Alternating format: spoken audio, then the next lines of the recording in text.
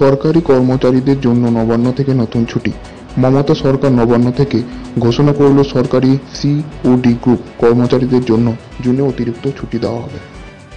ঢাকা জুলাই বিপ্লব এ যুক্ত Newton Das Paschimbanga voter. বাংলাদেশের জুলাই বিপ্লব ছাত্র আন্দোলনে অংশ নিয়ে নিউটন দাস পশ্চিমবঙ্গে কাকদ্বীপ কেন্দ্রের ভোটার হিসেবে তালিকাভুক্ত। এক প্রতিবেদন অনুযায়ী এই বিষয়টি নির্বাচন কমিশন এক তদন্ত শুরু করেছেন। সরকারি কর্মচারীদের মহার্ঘ ভাতা ডিএ নিয়ে আপডেট।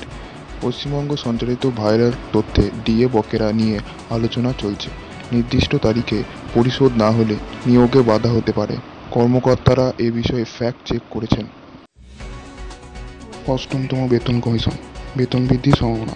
কেন্দ্রীয় অষ্টমতম বেতন কমিশন নিয়ে আলোচনা যখন তুঙ্গে, তখন পশ্চিমবঙ্গ সরকারি কর্মচারীদের বেতনের বৃদ্ধির সম্ভাবনাও নতুন আলোচনায় এসেছে।